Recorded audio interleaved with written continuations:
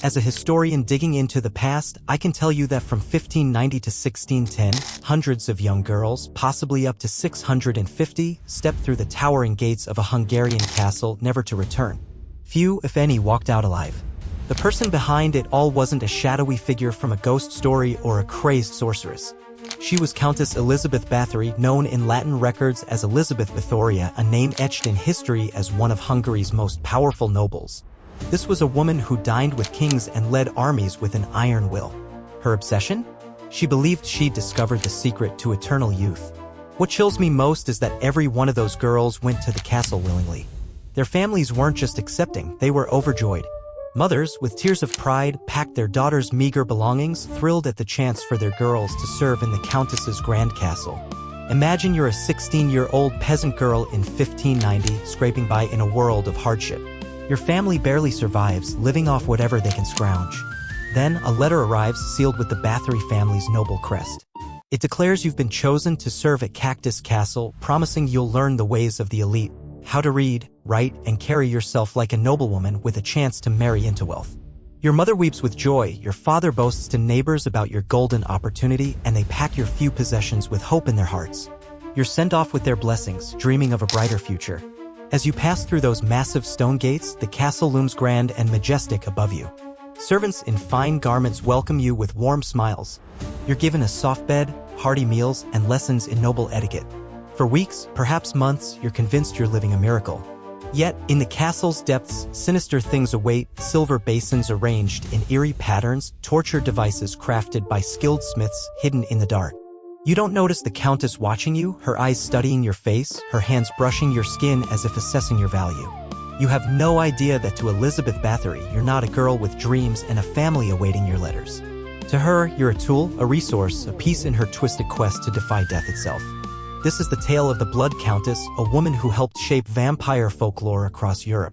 To grasp how she became history's most notorious female serial killer, we must examine the curse she was born with, not a supernatural hex, but something uglier, a family tree poisoned by centuries of inbreeding. Modern experts, piecing together Elizabeth Báthory's case, point to a deadly mix, a genetic predisposition to mental illness, a childhood steeped in trauma, isolation from normal society, and unchecked power. It all began with her family, the Bathory dynasty, a powerhouse in Hungary controlling vast lands and armies. To preserve their wealth and influence, they married cousins to cousins for generations. The result? A genetic gamble that produced madness, cruelty, and death. Elizabeth's uncle, Stephen Bathory, was a brilliant battlefield commander but a sadist who tortured prisoners for sport. Her brother had a temper so volatile it required multiple servants to restrain him. Her sister, Clara, suffered from what we'd now call schizophrenia, whispering to voices only she heard. Yet Elizabeth, born in 1560 at rdered Castle, seemed the golden child, sharp, beautiful, and outwardly normal. She spoke several languages, played music with prodigious skill, and showed a talent for leadership. Beneath that polished exterior, however, she carried the darkest traits of her bloodline, a cunning mind, manipulative charm, and a chilling lack of empathy that enabled her horrors. Her childhood taught her that power was everything. When peasants rebelled against the Bathory's iron rule, Elizabeth witnessed her father's soldiers sow rebels into the bellies of dying horses. For most children, that would be a nightmare. For her, it was a lesson. Peasants were playthings for nobles, suffering was a tool, and her noble blood made her untouchable. At 15, she married Ferenc Nadasdy, the Black Knight, a war hero known for his ruthless efficiency. This wasn't a romance, it was a strategic alliance to cement power in Hungary.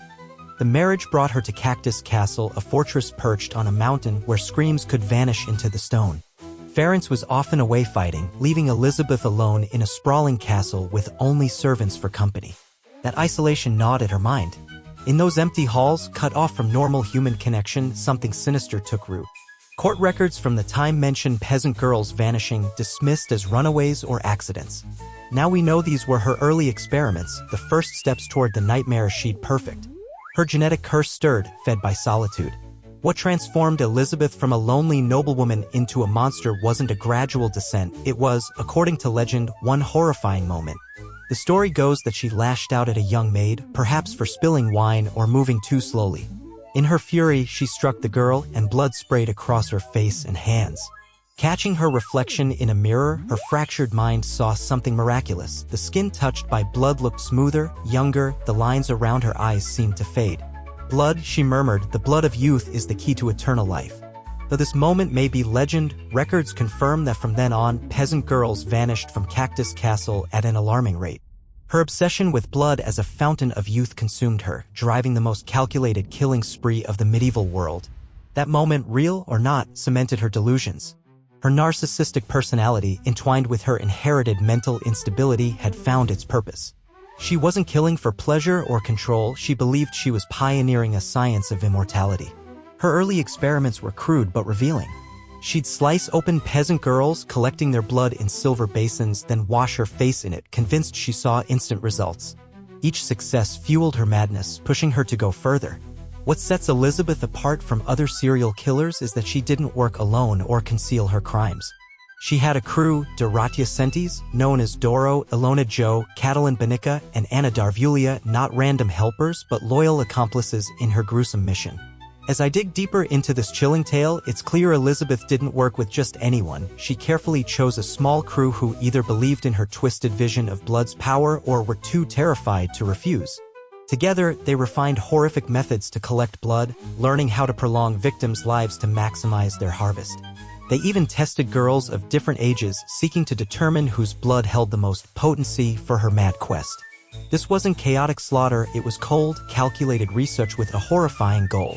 By the time her husband, Ferenc, died in 1604, Elizabeth had been killing for years. His death removed the last restraint, allowing the monster within her to emerge fully. What she did next reveals her cunning evil. Instead of abducting girls or killing impulsively, she created something unprecedented in criminal history, a recruitment network that made parents unwitting accomplices in their daughter's doom. Her system was as brilliant as it was horrific, simple yet devastatingly effective. Elizabeth sent official notices to villages across the region announcing that the Countess sought young women of good character to join her household. These girls, the notices promised, would be trained in noble ways, learning to read, mastering etiquette, and gaining opportunities to marry into wealthy families. For impoverished peasant families, this was a godsend. In a world where daughters were often financial burdens, the prospect of one escaping poverty and elevating the family's status was irresistible. Elizabeth's agents, dressed in fine clothes and carrying documents stamped with the Bathory seal, arrived in village markets like peddlers of dreams.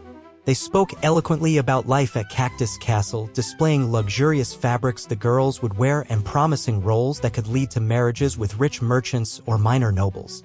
Their targets were carefully selected girls aged 12 to 18 from families desperate enough to believe grand promises but too powerless to ask questions. Fear of noble authority and the isolation of rural villages ensured few questioned the lack of contact from daughters who never returned. Her agents studied each village like predators, identifying families most likely to comply without suspicion. Parents didn't just agree, they competed to have their daughters chosen, envying neighbors whose girls were selected rather than growing wary. When girls didn't return or send letters, the excuses were convincing. They'd been sent to distant households, married to foreign traders, or risen to roles where writing home wasn't proper. The brilliance lay in how willingly everyone participated.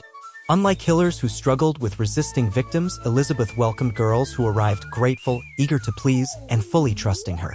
They arrived in their best clothes, carrying their family's hopes for a better life. At Countess Castle, the illusion persisted for weeks, sometimes months. New girls received comfortable rooms, decent meals, and the promised lessons in etiquette. They practiced curtsies, learned to read simple words, and believed they were living a fairy tale. But the horror crept in gradually. Older girls vanished, supposedly for advanced training, never to return. Strange noises echoed from the castle's lower levels at night, unsettling newcomers. Elizabeth herself appeared in the dormitories, staring at the girls with unsettling intensity, running her fingers over their faces and muttering about the quality of their skin. By the time a girl sensed danger, escape was impossible. The castle stood isolated, guarded by loyal servants chosen for their complicity or fear. Villagers conditioned to trust the Countess would return runaways to the castle for their safety. Elizabeth had built a flawless trap, one that operated smoothly for nearly 20 years, devouring hundreds of young lives while posing as a noble act of charity. As I unravel this grim chapter, it's clear that noble families differed from the peasants Elizabeth preyed upon. They expected letters, updates, and holiday visits from their daughters. These families had wealth, connections across Europe, and the influence to make their voices heard. Most crucially, they had the political power to demand answers and ensure their complaints weren't ignored. Lost in her blood-soaked obsession, Elizabeth failed to grasp this critical distinction. She treated noble daughters like peasant girls, mere ingredients for her twisted rituals. The first crack in her facade appeared when Sejana, daughter of a prominent Croatian noble tied to the Habsburg court, didn't return home for Christmas in 1609. Her father sent urgent letters to Countess Castle demanding her whereabouts. Elizabeth's reply was arrogant and dismissive. "Your daughter has been placed in a Viennese household. Such matters require discretion and aren't for provincial families to question." This tone was a grave error when addressing a family like the Azrini, who had fought beside kings, held courtly influence, and commanded respect across Habsburg lands. Within weeks, noble families began comparing notes, sharing stories of missing daughters. The Natasti clan, tied to Elizabeth by marriage, started asking pointed questions. Formal complaints flooded the Hungarian royal court. A coalition of concerned aristocratic families formed, pooling information and launching inquiries. They uncovered a chilling pattern. Multiple families had sent daughters to Elizabeth's so-called academy, and none had clear answers about their fates. Yet Elizabeth seemed oblivious to the trouble brewing. Her servants later testified she'd spend hours staring into mirrors, searching her face for signs of youth, convinced she was on the verge of eternal life. The isolation that once protected her now left her unaware of the political storm gathering. She couldn't see the difference between peasants, whose disappearances went unnoticed, and nobles, whose absences sparked investigations. George Thurzo, Hungary's Palatine and the king's right-hand man, faced a crisis that could destabilize the noble class. The kingdom's most powerful woman stood accused of murdering her peers' daughters. The monster who'd lurked behind castle walls for 2 decades was about to face justice. The end came like a calculated siege. On December 30th, 1610, Thurzo stormed Countess Castle with royal investigators armed with a warrant from King Matthias II to investigate the horrific charges and deliver justice. The raid's timing was deliberate. Thurzo had spent weeks studying the castle's routines, guard numbers, and Elizabeth's habits. A daytime approach risked her destroying evidence or escaping, so they struck at night to catch her off guard. What they found became one of the best documented crime scenes of the medieval world, preserved in records still held in the Hungarian National Archives. Even the approach to the castle hinted at the horrors within. Villagers had whispered for months about a foul stench on the wind. Livestock avoided the castle grounds. Seasoned soldiers in Thurzo's group felt an eerie silence cloaking the fortress, as if the very stones mourned the suffering they'd witnessed. Inside the main hall, Elizabeth was hosting a seemingly routine evening with her 4 key accomplices, Dorothea, known as Doro, Ilona Jo, Catalin Banica, and Anna Darvulia. She greeted the investigators with the cool arrogance of someone who believed herself untouchable. "What brings the Palatine to my castle without warning?" she demanded, as if they were the ones out of line. Her confidence faltered when Thurzo presented the king's warrant. Her accomplices exchanged nervous glances, grasping the situation's gravity better than she did. Doro tried to speak, but Elizabeth silenced her with a sharp gesture, clinging to control. The castle search began immediately, with Thurzo bringing soldiers, clerks for legal records, priests for last rites, and artists to sketch the findings. What began as a political inquiry into Elizabeth Bathory's conduct spiraled into a criminal investigation that sent shockwaves across Europe, unearthing atrocities that defied comprehension.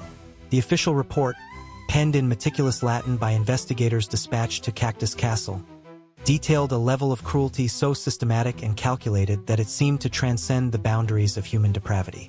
The lower levels of the castle, once thought to house mere storage or servant quarters, revealed a far darker purpose. A sprawling network of dungeons transformed into a sophisticated torture chamber, designed with chilling precision to serve Bathory's gruesome obsessions. The dungeons themselves were a testament to deliberate engineering. Stone floors were carved with channels, likely for drainage, guiding blood and other fluids into collection basins positioned with unsettling care. Iron hooks, embedded in the ceilings and walls, bore the marks of repeated and methodical use, their surfaces worn smooth by the weight of countless victims. Scattered throughout the chambers were torture devices, each crafted by skilled smiths with a specific role in Bathory's macabre process. These were not crude implements of violence but instruments of precision, forged to inflict maximum suffering while prolonging life for her perverse rituals.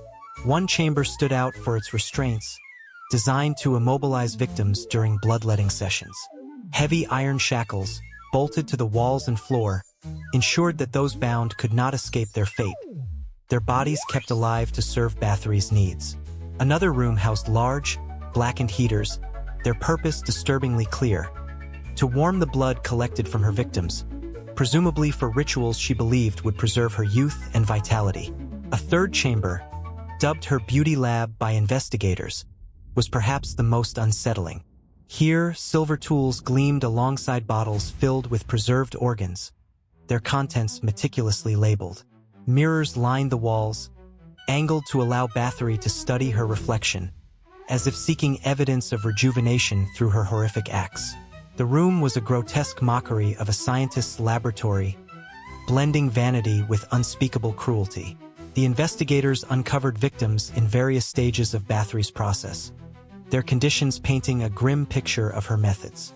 Some were found suspended from the ceiling hooks, their bodies drained and lifeless, while others bore the marks of prolonged torture, cuts, burns, and wounds inflicted with tools unlike anything the seasoned soldiers had encountered.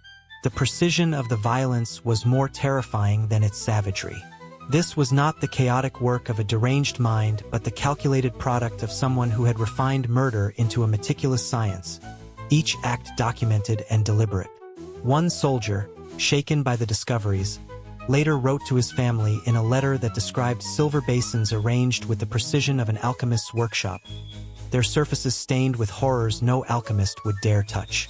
The basins, polished to a mirror-like sheen, were filled with remnants of blood and tissue, evidence of Bathory's relentless experimentation. The castle's lower levels had been transformed into a laboratory of nightmares, a place where human life was reduced to raw material for her grotesque pursuits. Most disturbing of all were the alleged journals said to contain detailed notes on her experiments.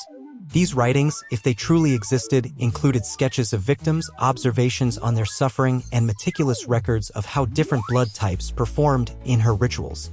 The journals revealed a mind not consumed by madness but driven by a chilling conviction that her actions constituted legitimate scientific inquiry. The discoveries at Cactus Castle forced investigators to confront the limits of their own understanding. Bathory had not merely committed atrocities, she had systematized them, creating a perverse infrastructure that combined the aesthetics of nobility with the brutality of a butcher. The report, circulated among European courts, became a grim testament to the dangers of unchecked power, sparking debates about justice, privilege, and the human capacity for evil. The horrors uncovered in those dungeons lingered in the minds of all who read the accounts, a stark reminder that even in an age accustomed to violence, some acts could still shock the soul of a continent. Throughout the investigation, Elizabeth showed no remorse, treating the accusations as personal insults. "How dare anyone question a Bathory?" she demanded. When confronted with the dungeon evidence, she calmly insisted she was preserving her beauty for Hungary's noble glory. "These peasant girls should be grateful," she told Thurzo, genuinely perplexed. "Their deaths serve a purpose far beyond their worthless lives." The legal proceedings that unfolded were unprecedented in their scope and intensity, casting a dark shadow over the early 17th century European landscape. Elizabeth Báthory, a noblewoman of immense wealth and influence, escaped the public trial that would have humiliated someone of her stature. Her noble blood shielded her from the spectacle of an open court, and instead she was confined to her imposing Cactus Castle, a fortress that had once been a symbol of her power but now served as her prison. Meanwhile, her accomplices, those who had enabled and participated in her alleged atrocities, faced justice in the nearby town of Bytka, where the trial unfolded with a ferocity that captivated the continent. The proceedings gripped Europe like a wildfire, spreading shock and horror through a world already hardened by grim news. The courtroom in Bytka became a stage for revelations that pushed the boundaries of medieval imagination. Witness after witness took the stand, their testimonies painting a chilling picture of depravity within the castle walls. Parents who had sent their daughters to Cactus Castle hoping for opportunities to learn refinement or secure a better life were confronted with the gut-wrenching truth: their children had vanished, swallowed by the castle's dark secrets. The accounts were relentless, tales of young women subjected to unimaginable cruelty, their fates concealed by the noblewoman's untouchable status. Testimonies described carts rumbling out of cactus under the cover of night, laden with bodies and shrouded in secrecy to avoid prying eyes. Local priests, called to the stand, recounted the anguish of desperate families who had begged for help in investigating their missing daughters only to be dismissed with the cold reminder that no one could challenge a noble of Bathory's rank. The court's atmosphere crackled with outrage as the scale of the atrocities became clear, a malevolent force that the system had failed to curb for far too long, shielded by privilege and fear. The punishments meted out to Bathory's accomplices were as brutal as the crimes they were accused of enabling. Dorothea Sentes and Ilona Joe, two of her closest confidants, faced gruesome executions. Their fingers were ripped off with red-hot pincers before they were burned alive, their deaths a public spectacle meant to satiate the demand for justice. Catalin Banica, younger and claiming she had been coerced into compliance, was spared death but sentenced to life imprisonment, her youth and pleas mitigating her fate. Anna Darvulia's end remains shrouded in mystery. Some accounts suggest she died before the trial, possibly in custody, her role in the horrors left unresolved by history. Elizabeth Bathory's noble status carved out a different path for her punishment. The court, wary of executing a woman of her rank, sentenced her to lifelong imprisonment within the walls of Cactus Castle. This was no ordinary confinement. She was sealed into a small set of rooms, her world reduced to stone walls and barred windows, a stark contrast to the opulence she once commanded. The sentence was both a mercy and a condemnation, ensuring she would live out her days in isolation, her legacy forever stained by the horrors uncovered in Bicca. The trial, though rooted in a distant era, left an indelible mark, a grim reminder of unchecked power and the long-delayed reckoning that followed. Masons sealed her in, bricking up her chambers with only a small slot for food and another for air. No windows, no sunlight, no human contact, just the cold touch of anonymous hands passing her meals. The woman who'd extinguished so many young lives was now trapped in eternal darkness, never again to see her reflection, the mirror she'd obsessed over. The countess who once wielded power over life and death became a ghost in her own stone tomb. For 3 years and 8 months, Elizabeth endured this living hell. In the early months, guards heard her voice, sometimes raving about betrayals, sometimes begging for mercy, or faintly singing old songs from her youth. Over time, the sounds faded, then ceased. On August 21, 1614, at age 54, Elizabeth Bathory died alone in her sealed prison. When the guards broke through the walls, they found her body, dead for days, abandoned by the world. No funeral honored her, no one mourned her, and even the Bathory family erased her name from their lineage as if she'd never existed. The woman who thought she'd cheat death with innocent blood found immortality in a way she never imagined, as a chilling legend of how absolute power can hide and nurture the darkest depths of human cruelty.